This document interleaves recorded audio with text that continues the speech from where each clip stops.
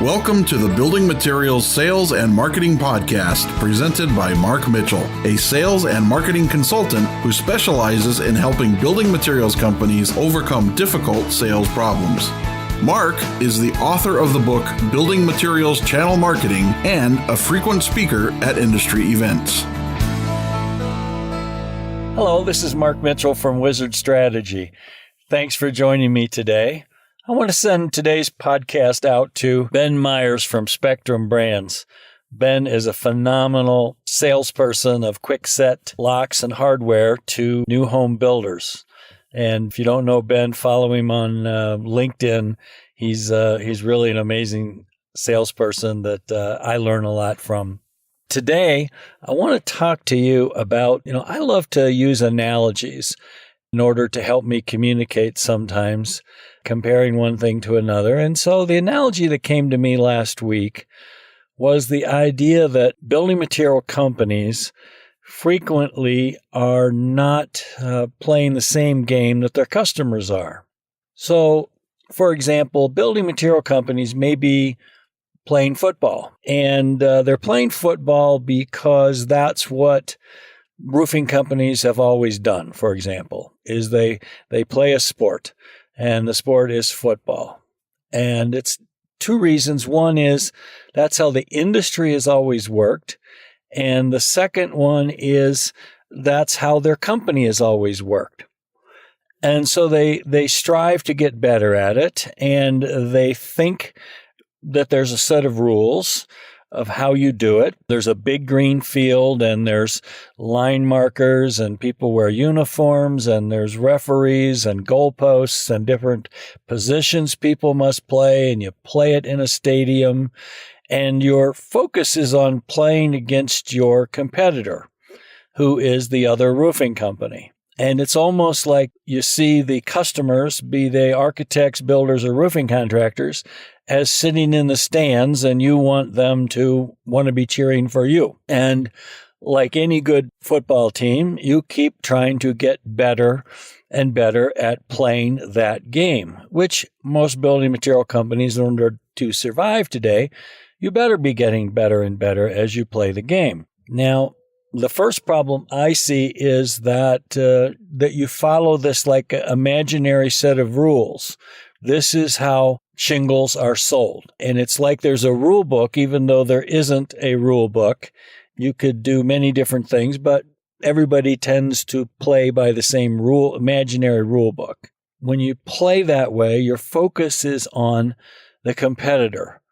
You are thinking about how the competition is playing and how you're going to outscore them or beat them or whatever your particular goal is. But you're thinking about playing the same game that your competitor plays. And it used to be that the manufacturer had so much power, a lot more power than their customers, that their customers were forced to sit in the stands and root for their favorite team. Their customer was forced to go along with the way the manufacturer chose to play the game. And because of the internet and because of many other changes that have happened, the power has shifted. It shifted a long time ago, but the power has shifted to the customer. The customer is a lot more informed. The customer has a lot more decision-making power about what they're going to do. And the challenges for the customer today are also changing very rapidly, like how to be successful, stay in your business, continue to be the contractor that the builder or homeowner wants to choose, and still make a profit and have people show up to work on time and do a quality job. All of those things are affecting your customer. And it's like they started playing a different game.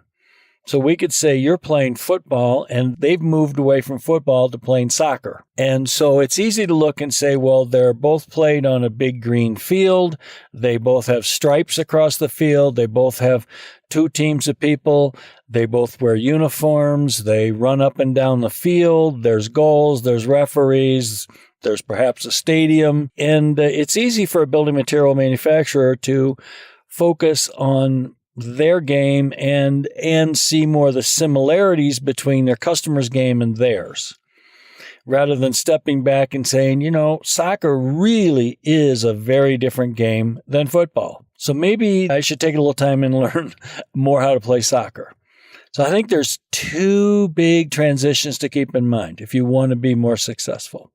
Number one is to understand at least and appreciate your customer's game and learn your customer's game and how it's played. Sure, keep being a better football team and a better football player, but really look and say, I also need to be paying attention to my customer's game and understanding that. Now, if you want to take a really big leap, you literally stop playing football, you stop being a player, and you start being a coach. And you look and say, how can the game really is won when my customer makes a sale. So what can I do, if you will, from a sports analogy, to put myself in the role of a coach? What can I do to help my customer win more soccer games? What are my customer's strengths? What are his weaknesses? What is the opposing team doing? His opposing team, not my opposing team. And how can I help him win more games? So does he have a weakness in the labor issue? Does he have a weakness in marketing? Does he have a weakness in how he prices jobs so that he's not making a good profit? Does he have a weakness in getting leads and closing leads? Or are those strengths of his? Does he have a weakness in how to sell up? Does he try to be all things to all people?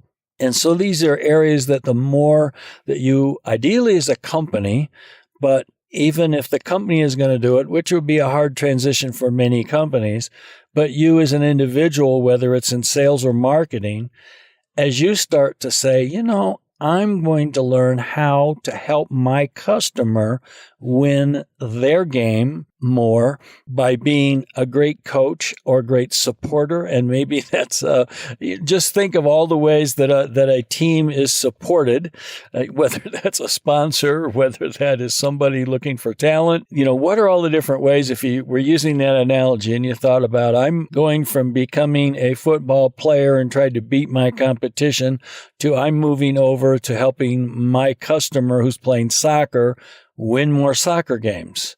I'm going to learn a lot more about the game of soccer. I'm going to learn about the strategies, the history of it, everything I can. And if you can, think about what game are you playing and what game is your customer playing, and move from, rather than playing your game better and hoping they're sitting in the stands rooting for your team, that you're actually literally probably giving up, if you will, stop focused on playing your game and go over and help them win more games. You will be amazed at, number one, how you will be their preferred supplier. Number two is it costs a lot of time and money to get a new customer. So when you take a current customer and you help them growing their sales by double digits, your sales are growing by double digits. So when you help your customer by supporting them and to win more games, you are helping them to outperform their competitors who may be selling your competitors' products in the markets that you serve or the localities that you serve. So the thing I want you to think about this week and with this podcast is the differences between step back and look at what you do every day and your mental attitude. And is your mental attitude to beat the competition, or is your mental attitude to help your customer win more games at the game they play as opposed to the game that you play? So I think if you do that, just step back and have that different thinking, I think you'll be amazed at a difference that it makes in your efforts. The other thing you will notice immediately is your customer will look at you in a different light. They'll start to go, wow, this company or this salesperson is They're actually focused on my success. They're thinking of me more than themselves. I'm not used to that. I want to keep doing business with these people. In fact, I better keep doing business with them because I certainly don't want my competitor, the other roofing contractor, to be getting this support. So I'm going to stay with this brand of shingles, for example. So think about stepping back and reassessing the game you're playing. And think about the benefits of, rather than playing your game against your competitors, that you switch over to a different role of coach, for example, that your focus is on helping your customer win more games at the game that they play. I hope that helps you to, be much more successful. And if you feel like your company could use some outside expertise to help them be more effective in growing your sales, please reach out to me and let's talk about it. Until next time, take care. Thank you for listening to this podcast from Mark Mitchell on building materials, sales, and marketing. We hope he gave you some fresh perspectives on how to grow your sales, and will listen to future episodes.